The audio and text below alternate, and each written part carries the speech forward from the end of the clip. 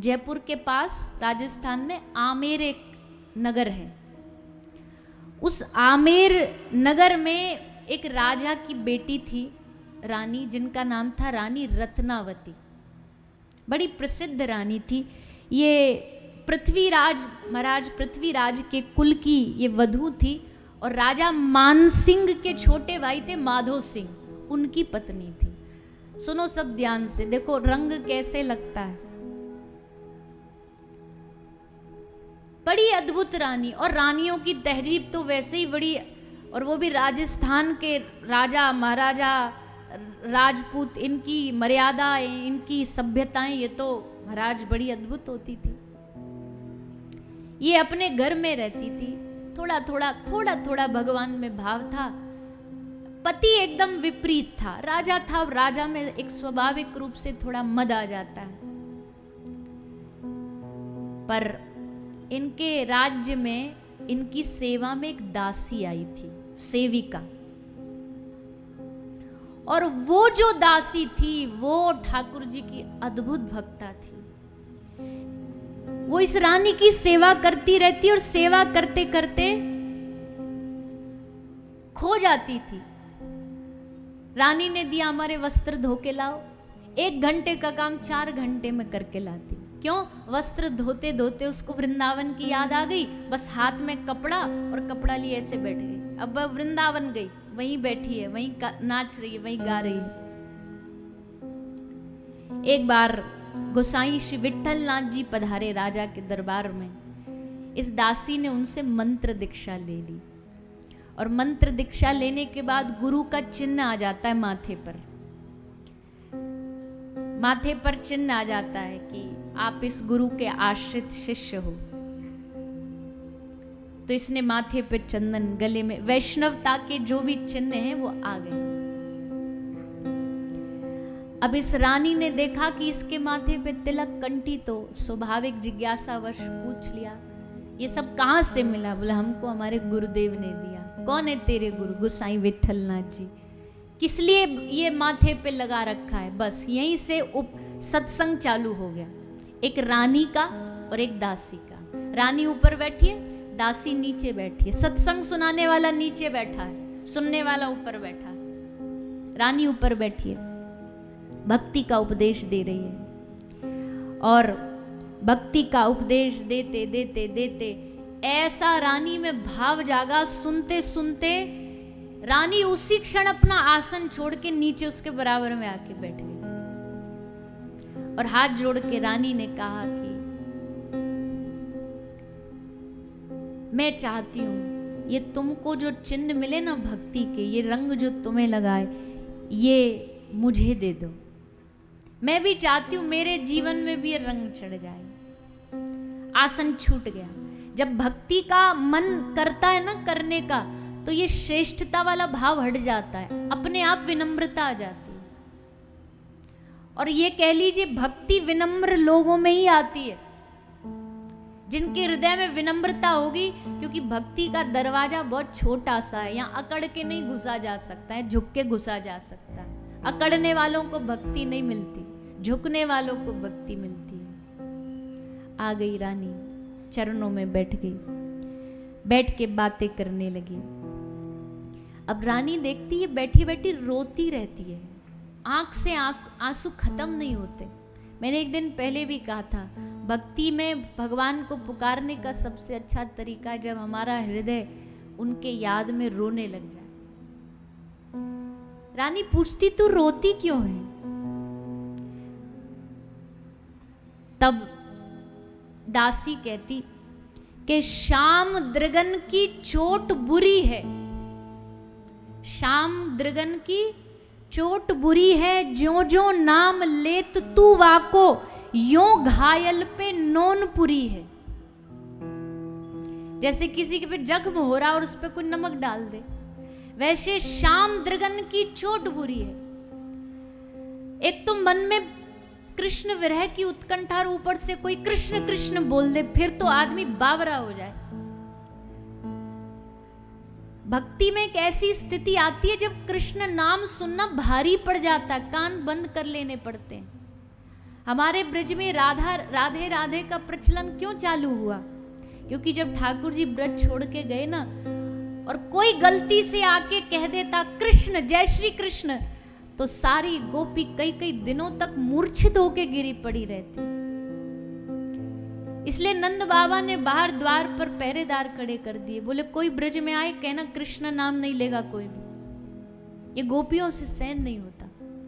महाप्रभु श्री चैतन्य महाप्रभु के आसपास परिकर खड़े रहते थे। जब भीतर कोई दर्शन करने जाता ना, जैसे संतों के दर्शन करने, तो बाहर शिष्य बता देते हैं ऐसे नहीं करना, वो नहीं करना। तो महाप्रभु के यहाँ क्या कहा जाता था? चैतन्य महाप्रभु के पास कहते थे भीतर जाना पर कृष्ण मत बोलना, क्योंकि अगर महाप्रभु कान में कृष्ण चला गया तो मूर्छित हो जाएंगे। कृष्ण नाम सुनते ही महाप्रभु ऐसे भाव में डूबते, हरि हरि कहे प्रभु गमन करीला, कृष्ण बोली उठी व्याग्र नाचीते लागीला। ऐसे नाचते धरती से कई कई फुट ऊपर उछल जाते, अश्रु की धार बहने लगती। इसलिए बाहर कह देते भैया हरि बोल नहीं बोलना भीतर प्रभु के सामने। और महाप्रभु जब रात्रि को सोते ना और सुबह जब जगते तो उनकी तकिया को पानी की तरह निचोड़ा जाता था। इतना विरह में रोते थे महाप्रभु, निचोड़ा जाता था।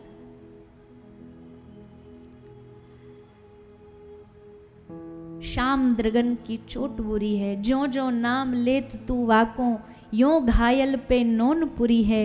ना जानो अब सुधी बुद्धि मेरी, कौन विपिन में जाए दूरी है। नारायण नहीं छूटत सजनी, जाकी जासों प्रीत जुरी है। भैया प्रेम बड़ा खतरनाक विषय है। एक बार ये रोग लग जाए ना ठाकुर जी से, तो शाम द्रगन की चोट बुरी है। अब क्या हुआ, धीरे धीरे रानी बदलने लगी। रानी के सब लक्षण छूटने, जैसे कहते हैं ना, कहावत है खरबूजा खरबूजे को देख के रंग बदलता है।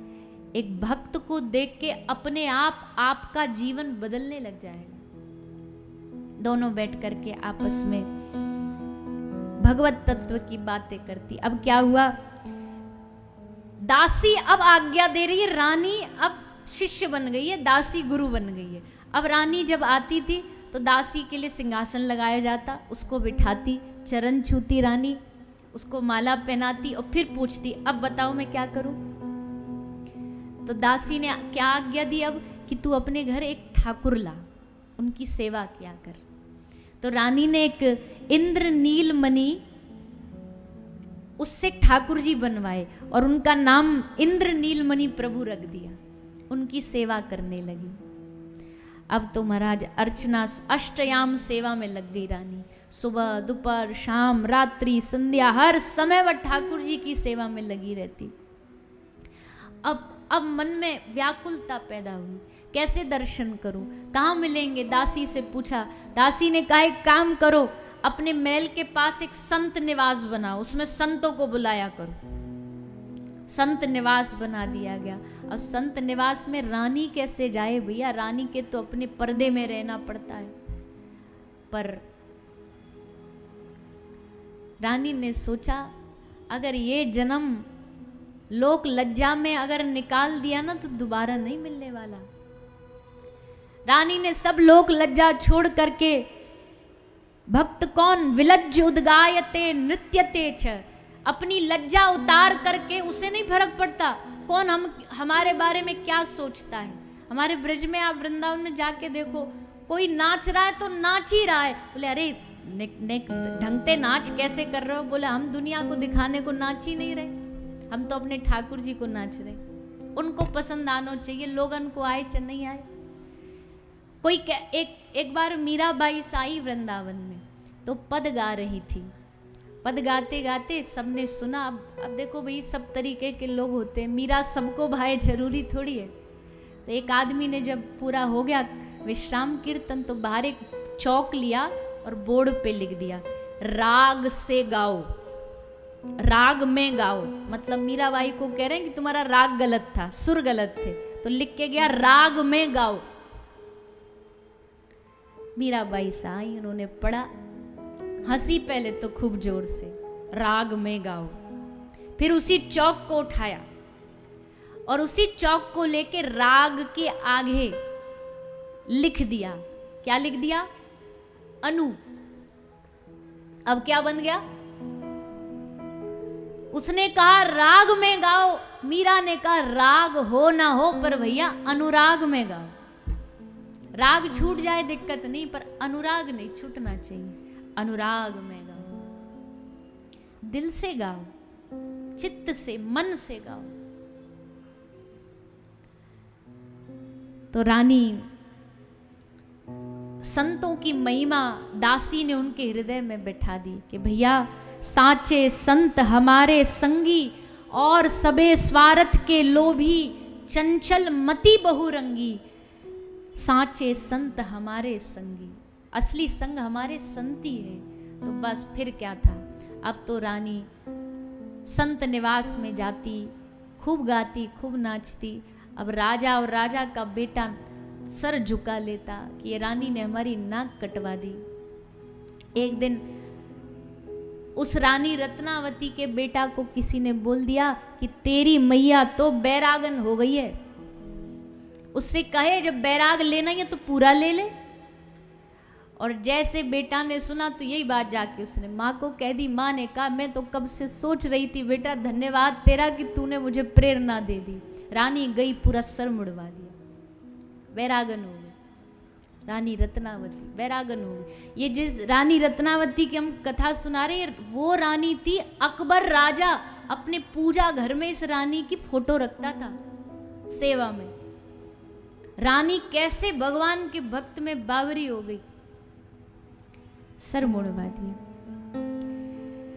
और कई कई रानी के जीवन, रानी रत्नावती के जीवन में ऐसी कथाएं आई। राजा ने सोचा इसने हमारी नाक कटवा दी, मरवा दो इसको। शेर छोड़ा मारने के लिए कि शेर जाएगा और इसको मार देगा। जैसे शेर आया, सबसे पहले दासी ने शेर को द्वार पे प्रणाम किया और फिर रानी ने फूलों की माला लेके शेर को पहनाई। और जैसे शेर को पहनाई तो मन में क्या आया कि आज भगवान नरसिंह मेरे घर पधारे हैं। ऐसा भाव रानी रत्नावती के मन में जैसे आया तो शेर से नरसिंह भगवान प्रकट हो गए। भक्ति कहीं भी पैदा हो सकती है भैया। इसके लिए हमने तो ऐसे ऐसे जीव देखे जिनके आसपास भक्ति का कोई लेना देना नहीं है, परिवार खिलाफ है, समाज खिलाफ है, और उनको ऐसा भगवान ने पकड़ा, ऐसा जकड़ा कि आज श्री धाम में आकर के दिन रात भगवान को पुकार रहे हैं, रिझा रहे हैं, बुला रहे हैं। तो माया से बचने का एक ही तरीका है, मायापति का ध्यान, और जो उनके अनुरागी प्रेमी रसिक वैष्णव जन हैं उनका खूब संग करो। यहाँ कथा में आप आए हो, कथा तो घर पे बैठ के भी सुन सकते हैं। आजकल तो सब सुविधाएं आती हैं, सब मोबाइल में आ जाता है। तो यहाँ सुनने में और घर के सुनने में क्या फर्क है? क्या फर्क है? बोलिए ना, कुछ तो बोलिए।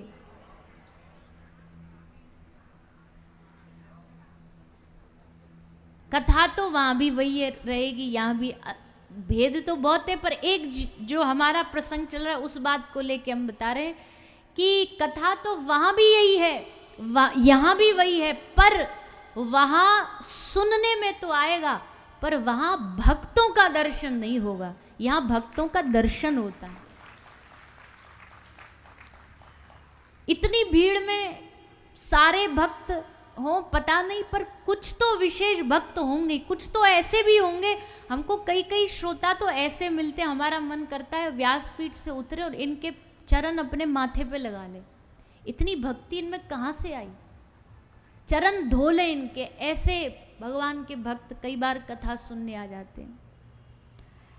ऐसा एक भक्त भी, पूरे नहीं, एक भक्त भी अगर इस पूरे पंडाल में ऐसा सच्चा वैष्णव बैठा होगा ना, वो यहाँ जितने उपस्थित हुए अपनी कृपा से उस सबके जीवन को बदल सकते।